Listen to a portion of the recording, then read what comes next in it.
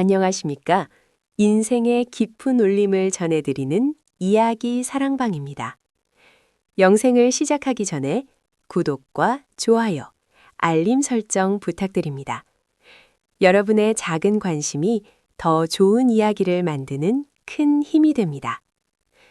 칠흑 같은 어둠이 내려앉은 깊은 밤, 굳게 닫힌 대문을 두드리는 낯선 여인의 기척을 상상해 보십시오. 은 재물의 눈이 멀어 인심을 잃어버린 탐욕의 마을, 그리고 그곳에서도 악명 높은 천하의 구두쇠, 박영감의 이야기를 들려드릴까 합니다. 곳간에 쌀이 썩어 넘쳐도 배고픈 이웃에게 쌀 한 톨 내어주지 않던 비정한 박영감. 그의 탐욕이 하늘을 찌를 듯하던 어느 날 밤, 호련히 나타난 기묘한 여인과 그 뒤를 쫓는 고승의 신비한 비책이 펼쳐집니다. 과연 박영감은 자신의 업보를 씻고 새 사람이 될 수 있을까요? 등골이 서늘하면서도 가슴 뻥 뚫리는 통쾌한 참교육의 현장. 지금 바로 그 신비로운 이야기 속으로 들어가 보겠습니다. 네, 앞서 전해드린 서두에 이어 본격적으로 박영감의 악행과 스님의 의미심장한 등장이 그려지는 본론 이야기를 들려드리겠습니다. 눈을 감고 옛날 그 시절, 보릿고개로 팍팍하던 그 마을로 함께 가보시지요. 자, 이야기는 흉년이 들어 온 마을이 신음하던 어느 해, 늦가을로 거슬러 올라갑니다. 하늘도 무심하시지 비 한 방울 내리지 않아 논바닥은 거북이 등처럼 갈라지고 마을 사람들은 촉은 목피로 겨우겨우 목숨을 부지하고 있었습니다. 아이들의 울음소리마저 힘이 없어 끊어질 듯 위태로운 지경이었지요. 허나 마을 어귀 드높은 담장을 두른 박영감네 집만큼은 딴 세상이었습니다. 대문 틈 사이로는 고소한 기름 냄새가 흘러나와 굶주린 이웃들의 배를 더욱 아리게 했습니다. 박영감은 어떤 위인이었을까요? 그는 자신의 곳간에 쌀가마니가 천장을 뚫을 듯 쌓여 있어도 쥐새끼 한 마리 드나들 구멍조차 허락하지 않는 지독한 수전노였습니다. 에잉, 쯧쯧. 이놈의 머슴놈들이 밥을 축내려고 작당을 했구나. 밥알 하나가 땀방울 하나인 줄 모르고 흘리고 다녀? 박영감의 호통 소리가 담장을 넘어 쩌렁쩌렁 울립니다. 그는 마당에 떨어진 밥풀 한 악을 주워 입으로 훅 불더니 제 입속으로 쏙 집어넣고는 혀를 찹니다. 그 시각 대문 밖에는 젖먹일 힘조차 없어 쓰러져가는 안악이 쌀 한 줌만 꺼주십시오. 나중에 소처럼 일해서 갚겠습니다 하며 애원하고 있었지만 박영감은 콧방귀도 뀌지 않았습니다. 흥, 내 쌀이 어디 하늘에서 뚝 떨어진 줄 아나? 게으른 것들이 꼭 흉년 핑계를 댄단 말이야. 썩 꺼지지 못해. 박영감은 하인들을 시켜 몽둥이 찜질을 하듯 안악을 쫓아내버렸습니다. 사람의 탈을 쓰고 어찌 그리 모질 수 있는지 마을 사람들은 그 뒷모습에 대고 손가락질을 하며 혀를 찼지만 박영감은 그저 자신의 금고를 쓰다듬으며 흐뭇해할 뿐이었습니다. 그러던 어느 날 해질녘이었습니다. 땅거미가 내려앉아 사위가 어둑해질 무렵 박영감네 대문 앞에 낡은 승복을 입은 노스님 한 분이 나타났습니다. 겉보기엔 남루하기 짝이 없었으나 깊게 패인 주름 사이로 빛나는 눈빛만큼은 예사롭지 않은 기운을 품고 있었습니다. 스님은 목탁을 두드리며 연불을 외기 시작했습니다. 나무와 미탑을 관세음보살, 배고픈 중생에게 자비를 베푸소서. 쌀 한 톨의 공덕이 훗날 태산 같은 복으로 돌아올 것입니다. 목탁 소리는 고요한 저녁 공기를 가르며 박영감의 안방까지 파고들었습니다. 낮잠을 즐기려던 박영감, 그 소리에 벌떡 일어나 부채를 들고 뛰쳐나왔지요. 아니, 어떤 재수 없는 중이 남의 집 대문 앞에서 곡을 하고 있어. 당장 그치지 못할까? 박영감은 대문을 벌컥 열어 젖히고는 소금을 한 바가지 퍼와 스님에게 냅다 뿌려버렸습니다. 하얀 소금이 스님의 회색 승복 위로 우수수 떨어졌습니다. 보통 사람 같으면 화를 내거나 도망을 쳤을 터인데 이 스님은 태연자약했습니다. 오히려 입가에 묘한 미소를 머금은 채 박영감을 빤히 응시하는 것이 아니겠습니까? 허허, 시주님, 곳간은 쌀로 가득 찼으나 마음은 가시덤불로 가득 찼군요. 재물은 똥걸음과 같아서 밭에 뿌려야 거름이 되지 한 곳에 쌓아두면 악취만 풍기고 구더기만 끓는 법입니다. 스님의 뼈 있는 한마디에 박영감의 얼굴이 불그락부르락해졌습니다. 이 땡추가 미쳤나? 어디서 훈계질이야? 썩 꺼져. 내 쌀은 쥐한테 주면 좋지. 너 같은 놈에겐 한 톨도 못 준다. 박영감이 고래고래 소리를 지르며 대문을 닫으려 할 때였습니다. 스님은 품 안에서 꼬깃꼬깃한 종이 한 장을 꺼내 대문 문설주에 턱하니 붙여놓았습니다. 그리고는 나직하지만 서늘한 목소리로 경고를 남겼습니다. 오늘 밤 달이 구름 뒤로 숨을 때 귀한 손님이 찾아올 것입니다. 그 손님은 시주님이 평생 모은 것을 가지러 오는 것이니 부디 잘 대접하시게나 그것이 살 길이야. 말을 마친 스님은 뒤도 돌아보지 않고 어둠 속으로 홀연히 사라졌습니다. 마치 연기처럼 흩어지는 그 뒷모습에 박영감은 순간 등골이 오싹해짐을 느꼈습니다. 뭐야? 귀한 손님? 내 재물을 가지러 온다고? 박영감은 급히 문설주에 붙은 종이를 떼어보았습니다. 붉은 글씨로 쓰인 그 부적 같은 종이에는 알 수 없는 문양과 함께 욕심 욕자가 거꾸로 쓰여 있었습니다. 기분이 나빠진 박영감은 종이를 팍팍 찢어 바닥에 버리고 침을 퇴뱉었습니다. 어디서 겁을 줘? 도둑놈이 온다는 게냐? 어림도 없지. 그는 대문에 빗장을 3개나 더 지르라고 호통을 치고 머슴들에게 오늘 밤 잠도 자지 말고 곳간을 지키라고 엄명을 내렸습니다. 하지만 왠지 모를 불안감은 가시지 않았습니다. 스님의 눈빛, 그 서늘했던 눈빛이 자꾸만 눈앞에 어른거렸기 때문입니다. 밤이 깊어갔습니다. 그날따라 달빛조차 구름에 가려 칠흑 같은 어둠이 온 집안을 감쌌습니다. 바람이 불 때마다 뭉풍지가 파르르 떨며 마치 누군가 우는 소리처럼 들렸습니다. 박영감은 돈꾀를 끌어안고 이불 속에 숨어 숨에 죽였습니다. 아무 일 없을 거야. 그 미친 중이 헛소리를 한 게야. 스스로를 위로하며 잠을 청하려던 찰나였습니다. 쿵쿵쿵. 심장이 멎을 듯한 묵직한 소리가 대문 밖에서 들려왔습니다. 머슴들의 코 골던 소리도 뚝 그쳤습니다. 바람 소리도 풀벌레 소리도 멈춘 정막 속에서 다시 한번 소리가 들렸습니다. 쿵쿵. 마치 거대한 돌덩이가 문을 두드리는 듯한 둔탁한 소리. 박영감은 이불을 머리끝까지 뒤집었었지만 온몸이 사시나우 떨듯 떨려왔습니다. 올 것이 왔구나. 스님이 말한 그 손님인가? 과연 문 밖에는 누가 서 있는 걸까요? 그리고 스님이 남긴 기묘한 경고장은 대체 무엇을 의미하는 것이었을까요? 탐욕에 눈먼 박영감의 운명은 이제 폭풍 전야와도 같습니다. 등골이 오싹해지는 그날 밤의 정체. 잠시 숨을 고르고 다음 장에서 계속 이어가겠습니다. 채널 고정해 주십시오. 네, 쿵쿵 대문을 울리는 그 묵직한 소리에 심장이 덜컥 내려앉으셨지요. 과연 문 밖에는 누가 서 있었을까요? 잠시 숨을 고르시고 붓줄기가 굵어지는 그 밤의 현장으로 다시 들어가 보겠습니다. 자, 귀를 기울여 보십시오. 우르릉 쾅쾅. 마른 하늘에 날벼락이라도 치듯 갑자기 천둥소리가 고막을 찢을 듯 울려 퍼졌습니다. 그러자 참았던 숨을 토해내듯 하늘에서 억수 같은 비가 쏟아지기 시작했습니다. 타닥타닥 지붕을 때리는 빗소리가 마치 수천 마리의 말이 달리는 소리처럼 요란했습니다. 그 빗소리 사이로 아까 그 둔탁한 노크 소리가 다시 들려왔습니다. 이번엔 사람의 목소리와 함께 말이지요. 이리 오너라. 지나가는 과객인데 피를 좀 피할 수 있겠소. 돌덩이가 부딪히는 소리인 줄 알았더니 뜻밖에도 가냘프고 떨리는 여인의 목소리였습니다. 박영감은 이불 틈으로 눈만 빼꼼히 내밀고는 덜덜 떨고 있는 머슴 돌쇠를 발길질하며 재촉했습니다. 이야 이놈아, 무엇하고 있느냐? 나가서 누군지 확인해보라지 않느냐? 돌쇠가 울며 겨자복기로 빗장을 풀고 대문을 빼꼼히 열었습니다. 쏟아지는 빗줄기 사이로 한 여인이 서 있었습니다.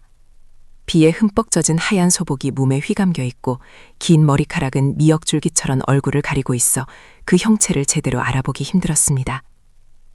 하지만 번개가 번쩍이는 찰나 드러난 여인의 얼굴은 핏기 하나 없이 창백했으나 기이할 정도로 빼어난 미색이었습니다. 박영감은 문틈으로 그 광경을 지켜보다가 스님의 말이 뇌리를 스쳤습니다. 오늘 밤 귀한 손님이 올 것이니 잘 대접하라. 그것이 살 길이다. 박영감의 머릿속은 복잡해졌습니다. 평소 같으면 물 한 바가지 끼얹어 쫓아냈겠지만 스님의 서늘한 경고가 귓가에 맴돌아 차마 그럴 수가 없었습니다. 게다가 여인의 행색이 남루하긴 하나 묘하게 범접할 수 없는 기운이 서려 있었지요. 에이히, 채수 옴붙었구나. 여봐라, 저 여자를 사랑채러 드리거라. 밥이나 한술 먹여 보내면 될 일 아니냐. 박영감은 큰 선심이라도 쓰는 척 소리쳤지만 속으로는 내 밥 한 그릇이 아까워 어쩌나 하며 발을 동동 구르고 있었습니다. 여인은 아무 말 없이 스르르 마치 미끄러지듯 문지방을 넘어 들어왔습니다. 젖은 옷자락에서 뚝뚝 떨어지는 빗물이 마당에 검붉은 자국을 남기는 것만 같아 머슴들은 즐겁하며 뒷걸음질 쳤습니다. 사랑채에 촛불을 켜고 앉은 여인은 고개를 숙인 채 말했습니다. 주인어른, 며칠을 굶어 창자가 끊어질 듯합니다. 먹을 것을 좀 주시지요. 박영감은 부엌어멈을 시켜 식은 밥 한 덩이와 쉰 김치 쪼가리를 내어오게 했습니다. 옛다, 우리 집은 개도 이보단 잘 먹는다만 비피하게 해준 것만도 감지덕지인 줄 알아라. 그런데 말입니다. 여기서부터 기이한 일이 벌어집니다. 여인은 밥상을 받자마자 고개를 번쩍 들더니 개걸스럽게 밥을 입에 넣기 시작했습니다. 그 모습이 어찌나 흉측하고 빠른지 사람이 씹어 삼키는 것이 아니라 마치 구렁이가 먹이를 삼키는 듯 했습니다. 순식간에 밥그릇을 비운 여인이 입가에 묻은 밥풀을 혀로 낼름 핥으며 말했습니다. 부족합니다. 더 주십시오. 박영감은 기가 찼습니다. 이 여자가 맡겨놓은 밥 찾으러 왔느냐? 하지만 여인의 눈빛이 순간 뱀의 눈처럼 세로로 찢어며 번뜩이는 것을 본 박영감은 오금이 저려왔습니다. 그는 홀린 듯 다시 밥을 내오라 소리쳤습니다. 2그릇, 3그릇, 10그릇. 부엌에 있던 밥솥이 바닥을 드러내고 찬장에 있던 누룽지까지 싹 긁어왔지만 여인의 식탐은 끝이 없었습니다. 여인의 배는 그대로인데 그 많은 음식이 대체 어디로 들어가는 것일까요? 주인어른, 아직 배가 찹니다. 목이 타서 견딜 수가 없습니다. 술을 주십시오. 아주 독한 술로. 박영감의 얼굴은 이제 흑빛이 되었습니다. 곳간의 쌀이 줄어드는 것이 제 살점이 떨어져 나가는 것보다 더 고통스러웠기 때문입니다. 하지만 멈출 수가 없었습니다. 여인의 등 뒤로 촛불 그림자가 일렁이는데 그 그림자가 사람의 형상이 아니라 거대하고 검은 입을 벌린 괴물처럼 보였기 때문입니다. 퍼다 죽어라. 술독을 통째로 가져다 줘. 박영감의 비명 같은 호통에 머슴들이 술독을 낑낑대며 날랐습니다. 여인은 술독을 2손으로 번쩍 들더니 물 마시듯 꿀컥꿀컥 들이켰습니다. 술이 들어가자 여인의 얼굴에 붉은 홍조가 도는가 싶더니 갑자기 기괴한 웃음소리를 흘리기 시작했습니다. 히히히, 히히히, 이제야 살 것 같구나. 헌데 주인 양반, 배는 찼으나 마음이 허전하네. 이 집 곳간에 쌀이 가득하다지. 내 그 쌀을 다 가져가야 이 허기가 가실 것 같은데 어쩌나. 박영감은 자리에서 벌떡 일어났습니다. 두려움도 잠시 평생 모은 재물을 달라는 소리에 눈이 뒤집힌 것입니다. 이 요망한 것이 내 쌀을 달라고? 차라리 내 목을 쳐라. 당장 인연을 끌어내. 박영감이 고래고래 소리를 지르자 여인은 천천히 자리에서 일어났습니다. 그런데 일어선 여인의 키가 천장에 닿을 듯이 쑥 늘어나는 것이 아니겠습니까? 찢어진 입꼬리가 귀까지 걸리며 여인이 나직하게 속삭였습니다.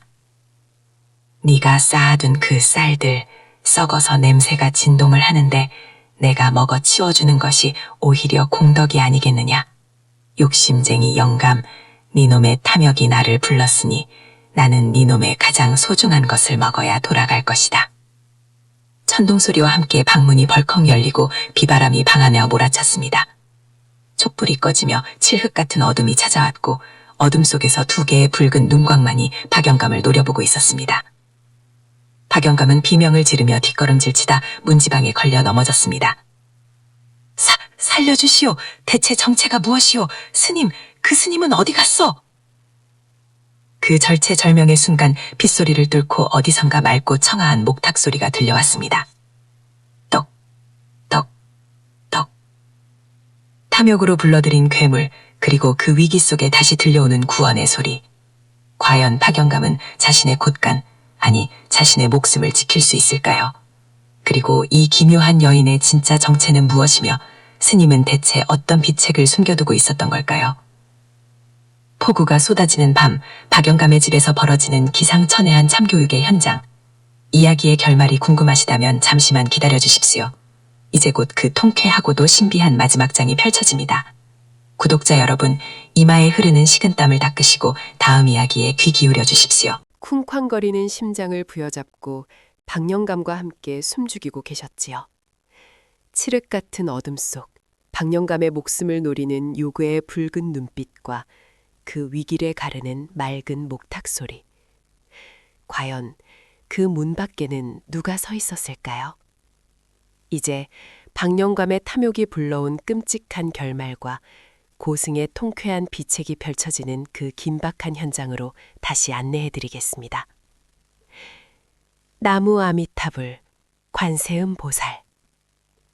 천둥 소리마저 잠재울 듯한 청아한 연불 소리와 함께 굳게 닫혔던 사랑채 문이 스르르 열렸습니다. 그곳에는 아까 낮에 박영감이 소금을 뿌려 쫓아냈던 그 노스님이 서 계셨습니다. 헌데 낮에 보았던 그 남루한 행색은 온데간데 없고 스님의 등 뒤로는 은은한 서광이 비치며 마치 부처님이 현신한 듯 위엄이 넘쳐 흘렀습니다. 스님은 방 안을 가득 채운 요사스러운 기운을 눈 한 번 깜빡이지 않고 응시했습니다. 그리고는 손에 쥐고 있던 주장자를 바닥에 쿵 하고 내리찍으셨지요. 그 소리가 어찌나 크고 웅장하던지 방바닥이 울리고 석가래에 앉은 먼지가 우수수 떨어질 지경이었습니다. 내 인연! 감히 여기가 어디라고 들어와 행패를 부리느냐? 굶주린 백성들의 피눈물을 빨아먹고 자란 아귀가 아니더냐? 스님의 호통에 박영감을 잡아먹을 듯 입을 벌리던 여인이 흠칫하며 뒤로 물러섰습니다. 아귀라니요? 배고픔과 목마름의 고통을 영원히 겪는다는 그 무시무시한 귀신 말입니다. 여인은 곧 표독스러운 표정으로 얼굴을 일그러뜨리며 스님을 노려보았습니다. 흥! 이 늙은 중이 제삿밥에 잿물이라도 뿌리러 왔느냐? 저 영감의 욕심이 나를 불렀거늘 네가 무슨 상관이야? 저 곳간에 썩어가는 쌀들이 나를 오라 손짓했단 말이다. 여인의 목소리는 더 이상 사람의 것이 아니었습니다. 쇠를 긁는 듯한 날카로운 쇳소리가 고막을 찢을 듯 울려 퍼졌습니다. 그러자 박영감은 그제야 정신이 번쩍 든 듯 바들바들 떨며 스님의 바짓가랑이를 붙잡고 매달렸습니다.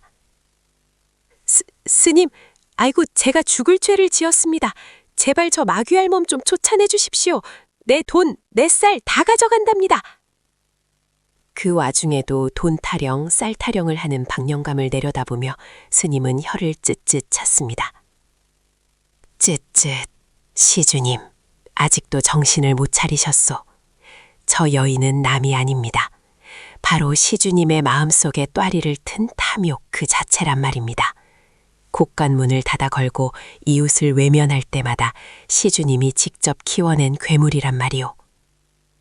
스님의 말씀이 끝나기가 무섭게 여인이 괴성을 지르며 스님에게 달려들었습니다. 손톱이 갈고리처럼 길게 솟아나 스님의 목을 노렸습니다.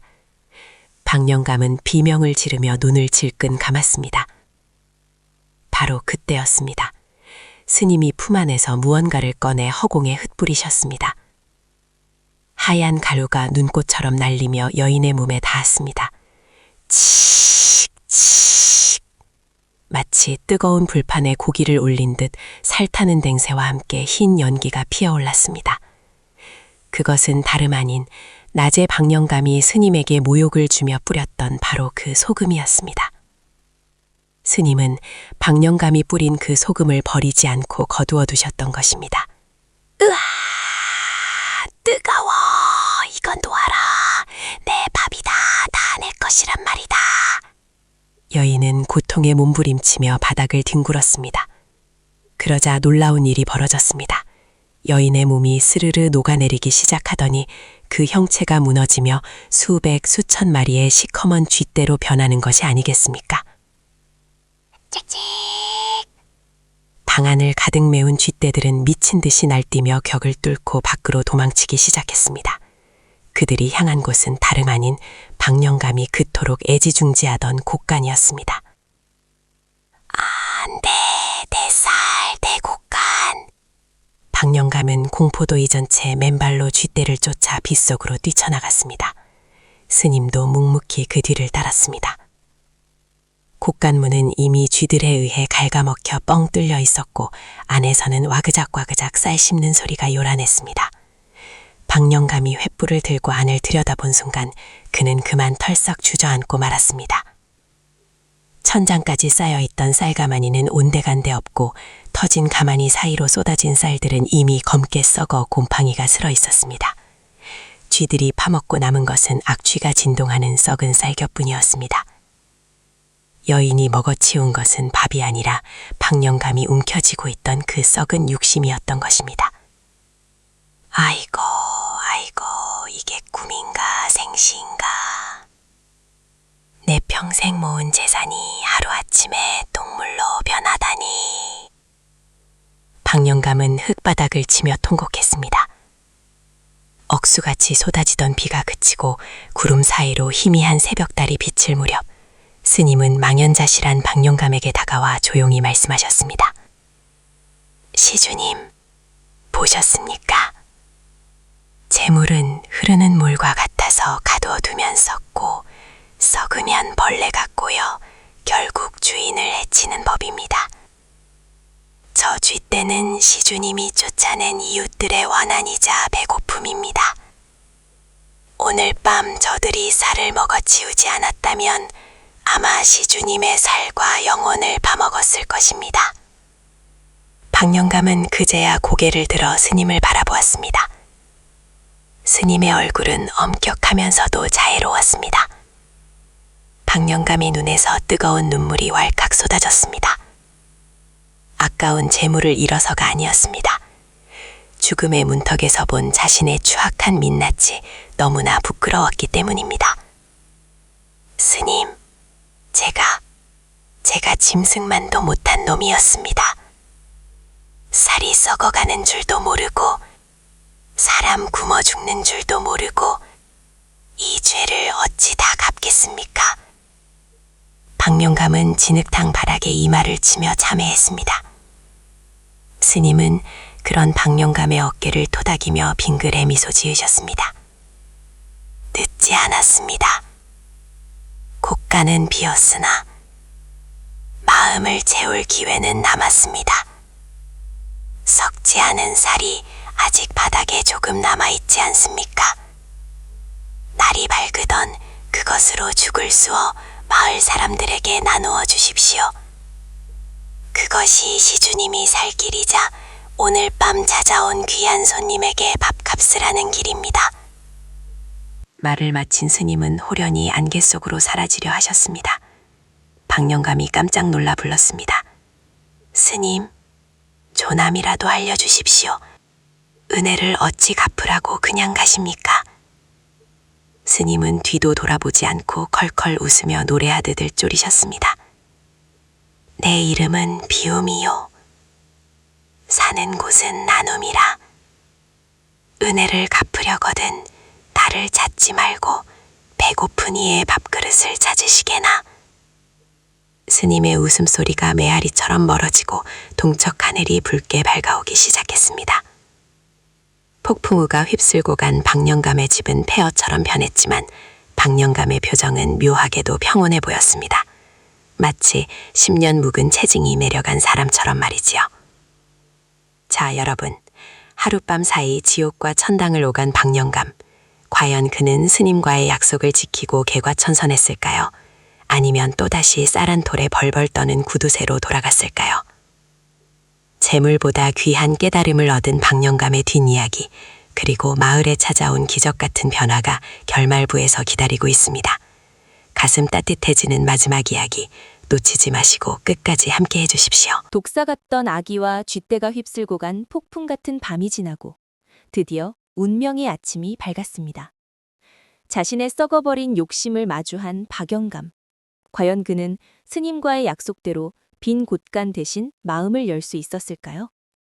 이제부터 펼쳐지는 이야기는 가슴 뭉클한 반전과 따뜻한 감동이 서려 있는 진정한 참교육의 결실입니다. 자, 매캐한 곰팡인내 대신 구수한 밤냄새가 피어오르는 박영감네 마당으로 함께 가보시지요. 동이 트고 새벽닭이 회를 치자 밤새 공포에 떨던 마을에도 아침 햇살이 비쳤습니다. 하지만 이날 아침 풍경은 여느 때와는 사뭇 달랐습니다. 굳게 닫혀 성벽 같았던 박영감네 대문이 활짝 열려 있는 것이 아니겠습니까? 그뿐만이 아닙니다. 대문 밖 마당 한가운데에는 소 한 마리도 좋게 들어갈 만한 커다란 가마솥이 걸려 있고 그 밑에는 장작불이 활활 타오르고 있었습니다. 여봐라, 불을 더 지피거라. 쌀알이 푹 퍼지도록 정성을 다해야 한다. 박영감의 목소리였습니다. 헌데 예전에 그 표독스럽고 날카로운 고함이 아니었습니다.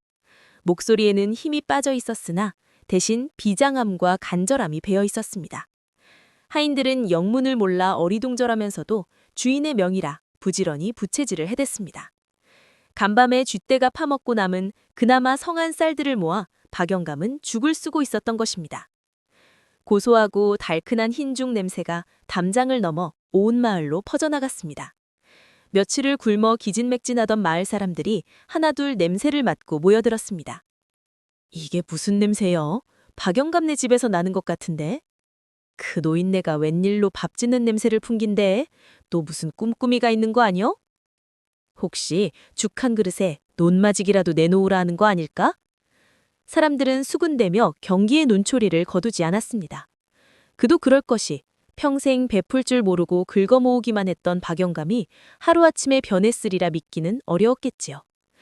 쭈뼛거리는 마을 사람들 앞으로 박영감이 걸어 나왔습니다. 비단옷 대신 허름한 무명옷을 입고 머리에는 쥐가 뜯어먹어 엉망이 된 상투를 튼 채였습니다. 박영감은 사람들 앞에 털썩 무릎을 꿇었습니다.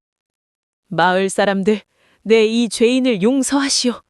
내 욕심이 눈을 가려 이웃이 죽어가는 줄도 모르고 쌀 썩는 냄새만 풍기며 살았소.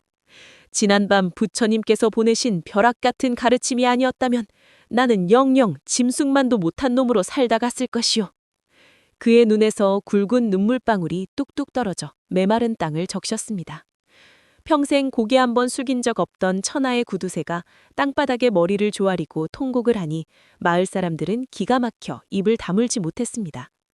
그때 군중 속에서 한 아이의 송을 잡은 아낙네가 조심스레 걸어 나왔습니다. 바로 며칠 전 젖이 나오지 않아 쌀을 꾸러 왔다가 몽둥이 찜질을 당하고 쫓겨난 그 아낙이었습니다. 아낙은 겁먹은 표정으로 뒷걸음질 치려 했습니다. 박영감은 벌떡 일어나 가마솥으로 달려갔습니다. 그리고는 뜨거운 김이 모락모락 나는 죽을 한 사발 가득 퍼서 아낙에게 다가갔습니다. 자네, 내 정말 미안하네. 내 손이 부끄러워 차마 건네기도 송구하나 이 죽이라도 먹고 기운을 차리게나. 내 곳간에 쌓였던 그 많은 쌀보다 자네가 흘린 눈물이 더 무거웠다는 걸 이제야 알았네. 박영감의 투닥하고 거친 손이 덜덜 떨렸습니다. 아낙은 믿기지 않는 듯 눈을 크게 뜨다 이내 박영감의 진심 어린 눈빛을 보고는 죽사발을 바라들었습니다. 허겁지겁 죽을 들이키는 아낙과 아이를 보며 박영감은 자신의 옷소매로 눈물을 훔쳤습니다. 자, 다들 무엇들 하시오. 와서 드시오. 내 곳간에 쥐가 먹다 남은 쌀이라 부끄럽지만 배는 채울 수 있을 것이오. 어서들 오시오. 그제야 마을 사람들은 와하고 달려들었습니다. 아이들은 솥뚜껑에 붙은 밥풀까지 긁어먹고 노인들은 뜨거운 죽을 호호 불며 행복한 미소를 지었습니다. 박영감은 땀을 뻘뻘 흘리며 직접 국자를 들고 죽을 퍼주었습니다. 신기한 일이었습니다. 곳간에 셀 가마니가 쌓일 때는 늘 도둑 맞을까 불안하여 잠 한숨 못 잤는데 곳간이 텅 비고 쌀을 퍼주는 지금은 오히려 마음이 깃털처럼 가벼워지는 것이 아니겠습니까? 스님 말씀이 맞았어. 비움이 곧 채움이라 하셨지. 내 곳간은 비었으나 가슴속에는 태산보다 큰 기쁨이 차오르는구나. 박영감의 입가에 난생 처음으로 평온한 미소가 번졌습니다. 그런데 말입니다. 여기서 또 하나의 기적이 일어났습니다. 박영감이 마지막 남은 쌀까지 탈탈 털어 죽을 쑤어 돌리던 그 순간 맑았던 하늘에 갑자기 먹구름이 몰려오기 시작했습니다. 어젯밤 요괴가 나타날 때의 그 음산한 비구름이 아니었습니다. 대지를 적시고 생명을 깨우는 마을 사람들이 그토록 기다리던 단비의 징조였습니다. 후두둑, 후두둑. 굵은 빗방울이 가뭄으로 쩍쩍 갈라진 논바닥 위로 그리고 죽을 나누어 먹는 사람들의 머리 위로 쏟아져 내렸습니다. 사람들은 숟가락을 든 채 환호성을 질렀습니다. 비다! 비가 온다! 하늘이 박영감의 정성을 알아주셨나 보다! 만세! 이제 살았다! 박영감이 우리 마을을 살렸어! 아이들은 빗속을 뛰어다니며 춤을 추었고 어른들은 서로 얼싸안고 기쁨의 눈물을 흘렸습니다. 박영감도 비를 맞으며 하늘을 올려다보았습니다. 빗물이 얼굴을 타고 흐르며 지난날의 탐욕과 아집을 씻어내리는 듯 했습니다. 빗줄기 사이로 멀리 산자락 어귀에서 어젯밤 그 스님의 모습이 어렴풋이 보이는 듯도 하더였습니다. 스님은 뒷짐을 지고 허허 웃으며 고개를 끄덕이고 계신 것 같았습니다. 죽 한 그릇이 불러온 상전벽해와도 같은 변화. 썩어가는 쌀을 움켜쥐고 있을 때는 지옥이어나 그 손을 펴고 나누니 그곳이 바로 극락이었습니다. 박영감의 참교육은 스님의 도술로 시작되었으나 완성한 것은 결국 박영감 자신의 나눔이었던 것입니다. 자, 이제 이야기는 마지막 갈무리만을 남겨두고 있습니다. 탐욕의 화신에서 나눔의 상징으로 다시 탄생한 박영감. 과연 그 후 그는 어떻게 되었을까요? 그리고 스님이 남긴 비움이라는 화두는 우리네 인생에 어떤 교훈을 던져주는 걸까요? 가슴 따뜻해지는 이 이야기의 끝자락, 인생의 지혜가 담긴 마무리로 여러분을 안내하겠습니다. 끝까지 함께해 주시면 오늘 밤 여러분의 꿈자리도 베품의 기쁨으로 가득 찰 것입니다. 그날 내린 단비 이후 박영감의 삶은 어떻게 변했을까요? 그의 곳간은 다시는 썩은 살로 넘쳐나지 않았습니다. 대신 그 빈자리는 이웃들의 정겨운 웃음소리와 박 어르신이라 불리는 존경심으로 가득 채워졌습니다. 쥐들의 파먹던 흉물스러운 욕심이 사라진 자리에 비로소 사람 냄새 나는 진짜 행복이 깃든 것입니다. 스님의 말씀처럼 진정한 비움은 곧 새로운 채움이었습니다. 움켜진 주먹을 펴야 누군가의 손을 맞잡을 수 있듯이 우리네 인생도 아집을 내려놓을 때 비로소 평안이 찾아오는 법이지요. 인생의 황혼기, 우리가 진정으로 남겨야 할 것은 썩어 없어질 재물이 아니라 누군가의 가슴을 데워줄 따뜻한 덕의 향기가 아닐까 합니다. 오늘 밤은 꽉 쥔 마음의 빗장을 풀고 베품이 주는 넉넉함 속에서 편안한 단잠 주무시길 바랍니다. 오늘 영상이 도움이 되셨다면 다시 한번 구독과 좋아요 잊지 마시고 주변 분들께도 공유해 주세요. 여러분의 작은 관심이 더 따뜻한 세상을 만드는 밑거름이 됩니다. 그럼 저는 더 깊고 울림 있는 이야기로 다시 찾아뵙겠습니다. 평안한 밤 되십시오.